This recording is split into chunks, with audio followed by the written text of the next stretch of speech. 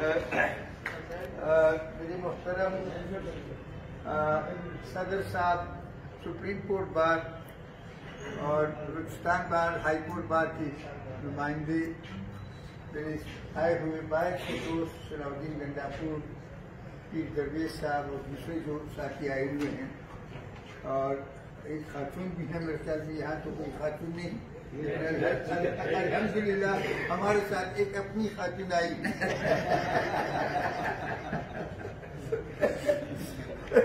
ये 50% आजादी जो आबादी को हमने कैदी बनाया हुआ है, इसके रिहाई पे भी सोचना चाहिए।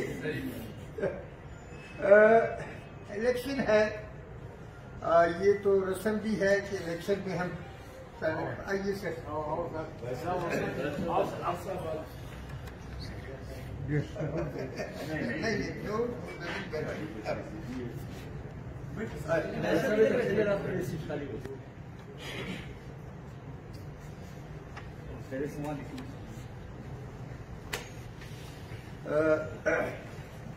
तो इलेक्शन का साल है, इलेक्शन के लिए हम तकरीरें भी करते हैं, और कभी कभी अली कुर्द भाई की मोहब्बत और प्यार, उन्होंने मेरी बेजा तारीफ भी की। मैं तो मन आनम के मन दानम, वो वाली बात है, मैं इतना कोई ज्यादा नहीं हूँ। अलबत्ता ये है कि कभी वकीलों के सर पे, अवाम के सर पे सौदा नहीं किया, और कोशिश की कि मौके इसी इलेक्शन में भी मिल रहे हैं, और अभी मौजूद है कि अगर पैसे कोई कमाना चाहे तो वकालत की ये पराये मुकदमे उनकी जगह आसानी से पैसे मिल सकते हैं। लेकिन कभी ये न सोचा न ये सोचने का मेरे ख्याल में ये जायज़ है। तो एक पॉलिटिकल वर्कर की हैसियत से मेरा ताल्लुक केपी से है, खैबर पख्तूनख्वा से हैं।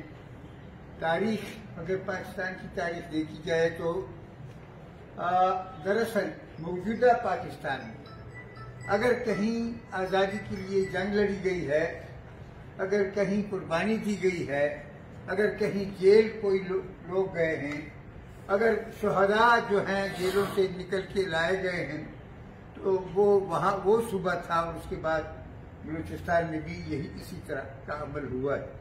क्योंकि बाज़ किताबें पढ़कर खान शहीद के हवाले से, बलोचों के हवाले से,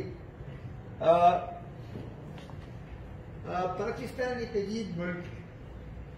आधे मुल्क को तो हमने खुद वहाँ कत्लेआम करके उसको भगा दिए, तो खत्म किया। अब वो मुल्क जिसे हम अपने ऊपर बोझ समझते थे, वो बांग्लादेश आज इक्तिसादी लिहाज से हमसे 100 कदम आगे है,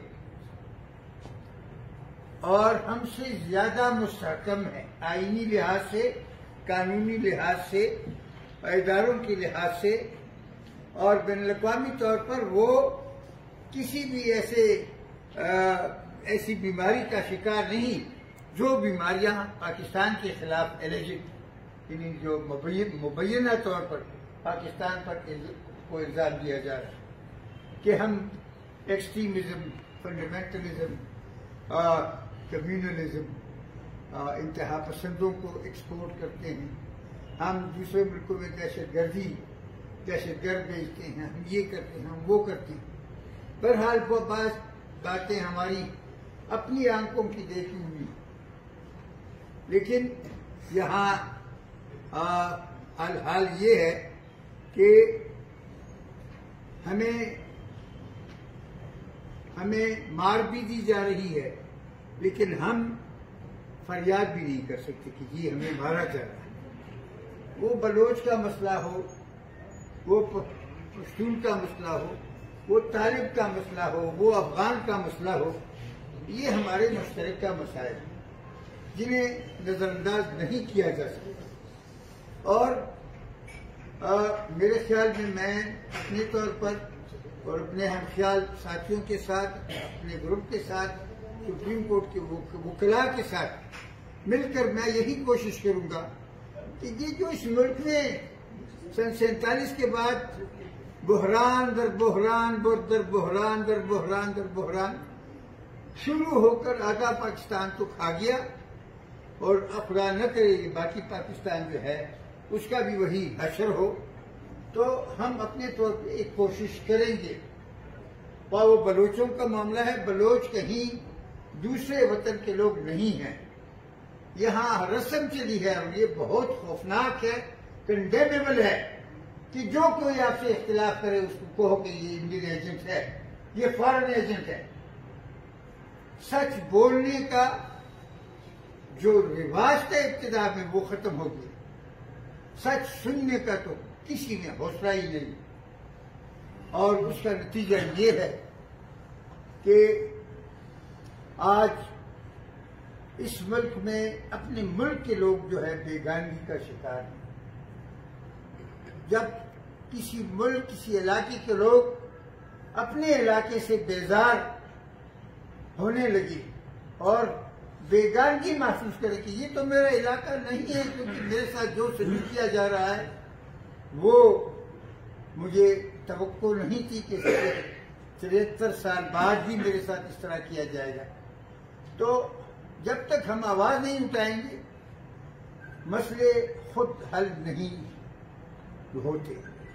कराची में 5वीं 6ठी बार खौफनाक किस्म के सैलाब आए। मैंने सलाउद्दीन गंडापुर को टेलीफोन किया, मैंने आपको शाहराह फैसल पे किश्ती में तैरते हुए देखा क्योंकि इसका फोन 2-4 दफा मैंने फोन किया, फोन जवाब नहीं आया। अब 73 साल से ये मसला है, लेकिन कोई इसकी तरफ तवज्जो नहीं दे रहे कि कराची के लिए मुस्तकिल मनसूबाबंदी की जाए और ये जो सैलाब में पानी आता है ये कराची को बचाया जाए। नहीं, सैलाब आते जाएं और कराची में लोग डूबते जाएं और हम उस पर सियासत करते जाएं, तो प्रश्न ये तो ज्यादती है, ये नहीं होना चाहिए। आईन हमारे कितने बने, कितने तोड़े गए, और उसमें जो यहाँ इस सरजमीन पर, पाकिस्तान की जमीन पर जो लोग आबाद हैं, तारीखी तौर पर आबाद हैं, वो आज से नहीं आबाद, 100 साल से नहीं आबाद, 1000 साल से नहीं आबाद, हजारों साल से आबाद। उन लोगों को अपने सरजमीन के ऊपर उनको वो तमाम हुकूक होने मिलने चाहिए जो दूसरे, अगर लाहौर के लोगों को हुकूक हासिल हैं तो कोयटा के लोगों को और बलोच इलाकों के किसी भी दूसरे शहर के लोगों को, गांव के लोगों को वही हुकूक हासिल होने चाहिए। इसमें हुक्मरान कभी हकायक सुनने के लिए तैयार नहीं होते। ये काम होता है उन नुमाइंदा इदारों का जो सियासी पार्टियों की शक्ल में, जो प्रोफेशनल तंजीमों की शक्ल में, मसलन supreme court bar association, high court bar association और उनकी शक्ल में जो इदारे होते हैं, वो हुक्मरानों को सच दिखाने की कोशिश करते हैं कि आप हमें गलत रास्ते पे ले जा रहे हैं, असल रास्ता ये है। अगर वो नहीं सुनते और बाद में उनके ख्वाहिशात के खिलाफ सख्त नताइज निकलते हैं तो वो उसका अपना गुनाह है, वो अपने गुनाही का वो खुमियाजा भुगत रहा है। मेरे ख्याल में हम बलोच, पश्तून, सिंधी, सराइकी, पंजाबी, पठान इस सरजमीन पे तारीखी कौमें हैं, तारीखी वजूद है। हमें आपस में मिल बैठकर हमारे मसाइल हल करने चाहिए। और इसमें अगर किसी को ये गुरूर है कि मेरे पास ताकत है, मेरे पास रॉकेट्स है, मेरे पास एटम बम है, मैं बलोच कौम को खत्म करूंगा, तो हमारे सामने फलस्तीनियों को 50 कितने साल हुए, गलबन मोर देन 70 साल से ज्यादा हुए, रोज मरते हैं, रोज शहीद होते हैं, लेकिन उस कौम को, फलस्तीनियों को खत्म नहीं किया जा सकता। अगर बलोच नौजवानों को कत्ल किया गया, शहीद किया गया, अगर वो मारे गए, उनमें 2-4 हो सकता है किसी ने उनको गुमराह किया हो, लेकिन इतना ज्यादा 15, 16, 20, 30, 40 हजार, 50 हजार लोग, एक पूरा कौम, उसका एक खास हिस्सा गुमराह नहीं हो सकता। इसलिए एक ही रास्ता है कि उनसे बात की जाए। एक ही रास्ता है कि बलोचों के मसाइल और बलोचों के वसाइल उनके को मद्देनजर रखकर उनके साथ बातचीत की जाए और मसाइल जहां तक पहुंचे हैं उनको वापस धकेला जाए, ताकि ये उस खराबी की तरफ न जाए जो बांग्लादेश की सूरत में हमने देखा। बहरहाल सुप्रीम कोर्ट का इलेक्शन है, मैं शायद कुछ बहुत आगे निकल गया। मसाइल हैं यहाँ, सुप्रीम कोर्ट में भी मसाइल है। ये दुनिया के किसी कानून में नहीं कि अगर किसी इदारे में खराबी है तो उस पर तनकीद करना जो है 2 साल और 3 साल कैद जो है उसकी सजा 3 साल कैद हो और 10 लाख या 20 लाख या 5 लाख उसका जुर्माना हो। ये दरअसल मेरे भाई अली अहमद खुर्द, जनाब तलबे हसन शाह और मेरे मुंह को बंद करने के लिए किया जाए, लेकिन हम इसको ऐसा नहीं होने देंगे। आईने पाकिस्तान के आर्टिकल 8 में है कि जो कानून किसी भी बुनियादी हुकूक से मुतसादम होगा वो अदम मौजूद तस्वर होगा। Repugnant, that will be considered repugnant to the constitution. तो अगर ये हमारे बाज़ लोगों को ये खौफ है कि हमारे ऊपर तनकीद में इजाफा हो रहा है, मैं समझता हूं कि तनकीद कोई बुरी बात नहीं है। वो माओ तुंग ने कहा कि किसी ने उसे कहा कि लोग ये तनकीद से बड़े नाराज हैं, नालायक। उसने कहा तनकीद तो ऐसी चीज है कि आप कहें कि किसी जगह धूल या गर्दा या गंद मौजूद है और आप उस गंद को स्वीप करें, साफ करें, तो जगह साफ हो जाएगी। तनकीद के जरिए जो गलतियां होती हैं उनका इस्लाह किया जाता है। तो बहरहाल सुप्रीम कोर्ट के बार एसोसिएशन के तौर पर, और अगर मैं मुंतखब हुआ, आप लोगों ने मुझे इस काबिल समझा, तो मैं ये कोशिश करूंगा कि ये बलोचों का जो सिलसिला जारी है उसमें बातचीत की कोशिश की जाए और जो अफगानिस्तान के साथ हमारे मसले हैं ये आप लोगों को नहीं बताते। चमन बॉर्डर से और तोरखम बॉर्डर से हमारे कम से कम 60-70 लाख लोगों की जिंदगी वाबस्ता है, माशी जिंदगी, और ये सैकड़ों सालों से ये इसी तरह आप बाढ़ लगाएं या कुछ करें, लोग जब पेट में कुछ नहीं होता तो लोग फिर बाढ़ के ऊपर भी चढ़ जाते हैं और खुदा न खास्ता फिर जो बाढ़ लगाने वाले होते हैं उनको भी नहीं छोड़ते।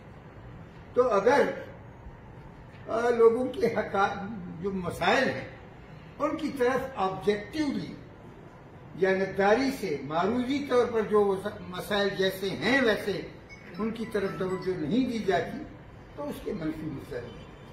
तो मैं सुप्रीम कोर्ट के बार एसोसिएशन के जरिए अपने दोस्तों से मशवरे के बाद मैं एक कोशिश करूंगा और इंशाअल्लाह शायद मेरा इलेक्शन लड़ना भी बाद लोगों को इसलिए पसंद नहीं कि शायद मैं ये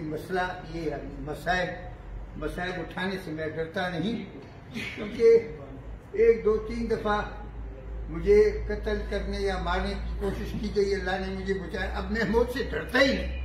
मैं कहता हूँ तो पुश्तों में कहते हैं कि नाज़राइन लाश खलास इंशाअल्लाह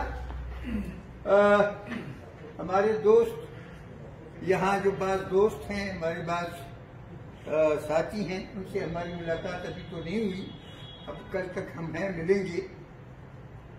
तो मैं यही गुजारिश करता हूँ कि आप दूसरे कैंडिडेट को भी देख लें, उसका भी पता करें कि वो कौन है। ऐसा नहीं कि हम उसको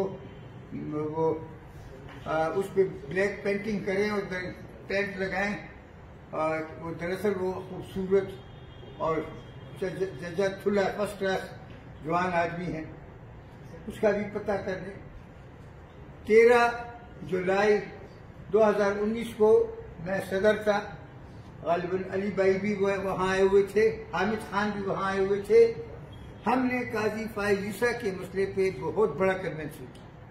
4.5 घंटे में किसी ने उफ तक नहीं किया, सुनते रहे बहुत आराम से, सुकून से। और किसी ने मैं ये कमेंट किया कि ऐसा कन्वेंशन तो मैंने नहीं देखा कि 4.5 घंटे लोग इतना आराम से, इतने सुकून से, इतने गौर से बातों को सुने। तो हमने वो कन्वेंशन किया जिसमें हामिद खान भी थे, अलीपुर भाई भी थे। उसके मुकाबले में दीवार ब दीवार हाई कोर्ट से नश्तर हाल में मेरे इस मुखालिफ भाई ने फरोग नसीम के वसातत से लोगों को बुलाया, उनके कहने पर राजा, और वहाँ 112 वकील इकट्ठे हुए। उनको चावल खिलाता रहा और वो चावल खाते हमारे कन्वेंशन में होते रहे। तो मैं समझता हूँ कि अगर कोई मसला नहीं था या छोटा काजी फाइज का मसला था, उसमें उसने 2-4 बंदे भर्ती करवाए लॉ ऑफिसर्स के तौर पे। तो अगर सुप्रीम कोर्ट का इलेक्शन वो जीते तो मैं अभी से सुप्रीम कोर्ट का हॉस्टल और सुप्रीम कोर्ट के जो दूसरे असासे हैं वो सब मैं उनके नाम बख्श दूंगा कि तुम्हें मुबारक। इंशाअल्लाह आप लोग सोच सकते हैं, आपको पता है जहां मैं अगर सदर मुंतखब हुआ तो ये एनरोलमेंट का जो सिलसिला है ये बड़ा लंबा चौड़ा होता रहा। तमाम सूबों से शिकायत। जज साहबान फरमाते हैं कि हम फैमिली प्लानिंग करते हैं वकीलों की। अब पता नहीं फैमिली प्लानिंग कैसे होती है वकीलों की। लाइसेंस न देने पर बावजूद इसकी कि वो क्वालिफाइड हैं, वो तमाम शराइत पूरी करते हैं, फिर तो बिल्कुल नाजायज। जो लोग तमाम आवाम को इंसाफ देने का वादा करते या वो करते हैं, क्लेम करते हैं, वो अगर अपने ही एक लाजिम बाजू जो है वकील उनका जुडिशरी का बाजू है, अगर उनके साथ इंसाफ नहीं करता तो मेरे ख्याल में ये बड़ी जाती है। लाटूर का तो सिलसिला सदर साहब ने कहा अगर इस दौरान इस 1 महीने में हल नहीं होता, अगर ये प्लाटो का जजमेंट नहीं होता तो फिर मैं आप लोगों में से जो लोग जेल जाने के लिए तैयार हों आ जाएं ताकि हम सुप्रीम कोर्ट को बंद करें कि ये सुप्रीम कोर्ट बंद कर सकते हैं कि वो 6-8 महीने में एक छोटा सा फैसला नहीं कर सकते। इंशाल्लाह ये फैसला होने वाला है, हो जाएगा और आपके जो ग्रीवेंसेस हैं वो ख़त्म होंगे। बाकी मसले सुप्रीम कोर्ट का वकील सीनियर मोस्ट एक्सपीरियंस, पढ़ा लिखा, खानदानी लिहाज से, हर लिहाज से, तो अवाम के मुकाबले में इनके मसाइल कम। अलबत्ता प्रोफेशनल जो उनके मसले होंगे, मैं कुछ न कुछ उनके मुतालिक जानकार भी हूँ, उनके मुतालिक पढ़ा भी हूँ और उनको मैं कोशिश करूँगा कि अगर मैं मुंतखब हुआ तो मैं इंतखाब के पहले महीने ही में मैं इस बार में फिर आऊँगा, कराची भी जाऊँगा, लाहौर भी जाऊँगा और हर बार में जाऊँगा, स्पेशली जहाँ सुप्रीम कोर्ट के वकील हैं, ताकि मैं मसाइल से आगाह हूँ और मसाइल के हल की तरफ जो है कदम। तो बस हमारा ये सलाम, ये कलाम जो कुछ था ये आप मंजूर कर दें और फिर जो है अगली दफा भी मेरा इरादा है आने का लेकिन फिलहाल यही मेरे ख्याल में काफी है। मेरे साथ हमारे आरिफ भाई आए हैं लाहौर से, ये एग्जीक्यूटिव कमेटी के मेंबर के लिए हैं। आप खड़े हो जाए ना। और हमारे अजमल खान साहब हैं यहाँ से, अजमल खान काशी साहब नायब सदारत के लिए हैं। आपका उम्मीदवार हैं, हमें बसर और चश्म मंजूर है। हाँ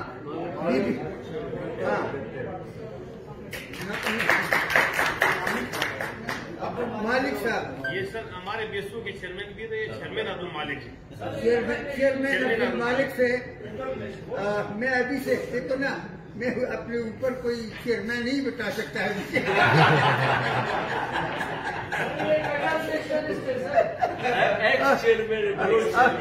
अब्दुल मालिक साहब यहाँ से मेंबर हैं, उम्मीदवार हैं। इंशाल्लाह हम आपको मुंतखब करा के देखेंगे इंशाल्लाह। बाकी CBI के नाम मैं एडिशनल सेक्रेटरी के लिए नाम मैं नाम भूल गया। नाम बताइए। शेरीन इमरान। तो फिर इसका तो स्पेशल हक बनता है कि इसको जरूर जो है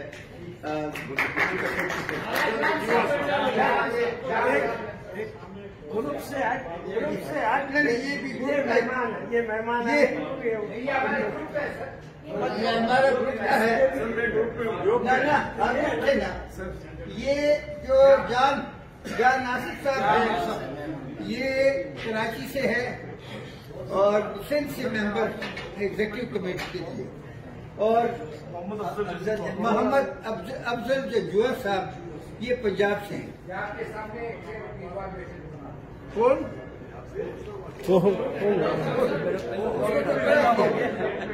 हाँ, तो इंशाल्लाह 30 अक्टूबर को आप